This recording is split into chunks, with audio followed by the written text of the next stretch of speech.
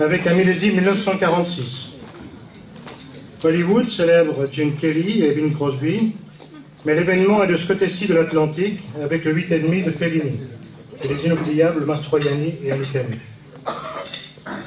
Parrainé par notre fidèle bailli Constantin Rodriguez, j'appelle Monsieur Jean-Louis Messi.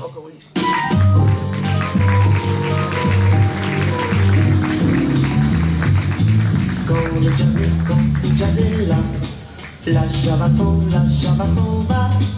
Il y a de l'orage dans l'air, il y a de l'eau dans le gaz entre le jazz et la java. Chaque jour encore, il y a le jazz qui s'installe. Alors la rage au cœur. Au lieu d'un curriculum vitae aussi étoffé, M. Messi, difficile de vous présenter dans le nombre de mots requis par notre intraitable maître des cérémonies. Aussi, l'arbitraire a pris le pas sur l'exhaustivité pour tenter de vous dévoiler en respectant vos intangibles contraintes et les facultés d'attention de notre aéropage. Vous êtes né un 30 avril à Villeneuve-Saint-Georges, en France-Val-de-Marnèze donc.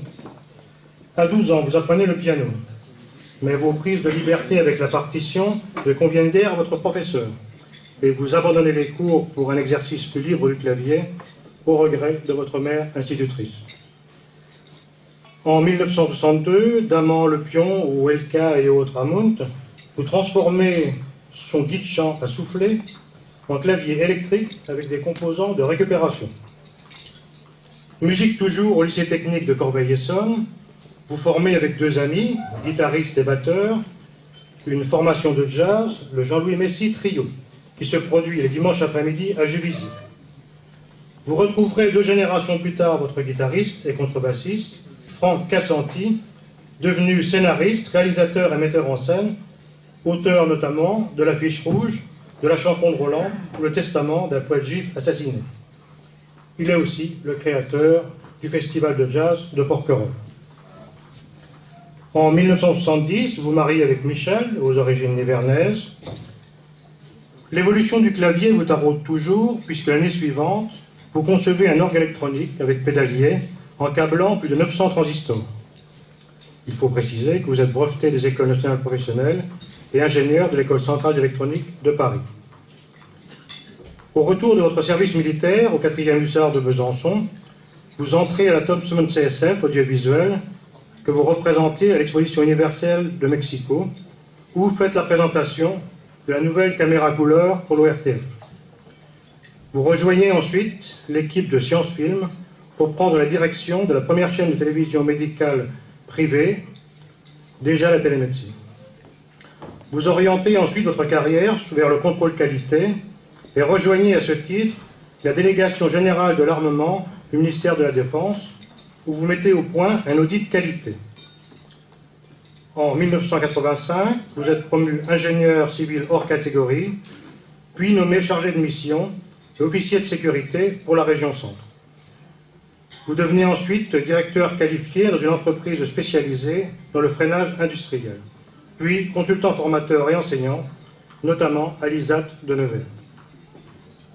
Entre-temps, en 1980, vous tombez amoureux d'un petit château en ruine près de Lurcy-le-Bourg.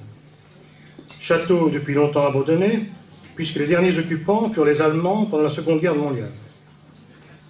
À un mot près, vous auriez pu paraphraser notre collègue vigneron et bourguignon Alphonse de Lamartine. Pierres inanimés, avez-vous donc une âme qui s'attache à notre âme et la force d'aimer. Mais dans un premier temps, c'est surtout un lourd labeur.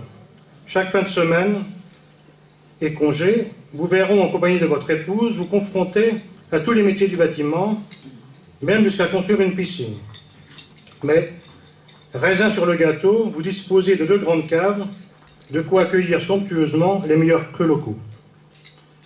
De plus, vous cultivez 70 pieds de vigne, c'est un bon début, d'où vous tirez un vin de sucre qui, d'après vous, rend les dames gracieuses, joyeuses et amoureuses sans qu'elles s'étourdissent. Mesdames, vous voilà prévenues et vous aurez noté une certaine convergence avec la devise de nos baillis, qui pouille bois.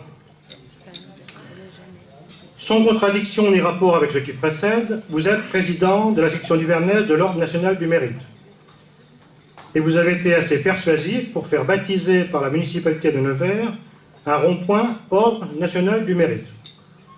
Ce sera pour vous l'occasion de créer une pièce de théâtre réunissant Napoléon et Charles de Gaulle, qui plus est, avec une ponctuation philharmonique par l'orchestre de la garde républicaine.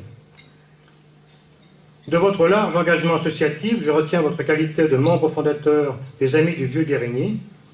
Nous avons là un lien direct avec notre vignoble, puisque les fûts de Pouilly venaient régulièrement compléter les chargements venant des forges, le tout entouré de bois de la Bertrange et des pierres de Malvaux ou de Chancelay. La Loire était alors navigable et la batellerie, une activité très importante pour notre région.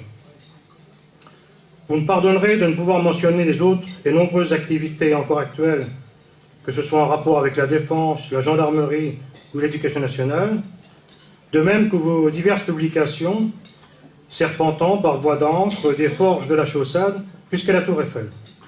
Mais le temps qui m'était imparti est désormais consommé, et je dois conclure, sous peine de voir le maître des horloges, très à l'ouvrage actuellement, hausser le ton, voire couper le son.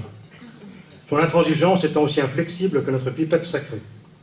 Alors je conclus en me souhaitant une chaleureuse bienvenue, eu égard à tous les mérites évoqués, à ceux passés sous silence, qu'ils soient nationaux ou particuliers, exercés ou à venir, une confrérie où vous êtes attendu comme le... Mais non, on vous l'a déjà trop souvent fait.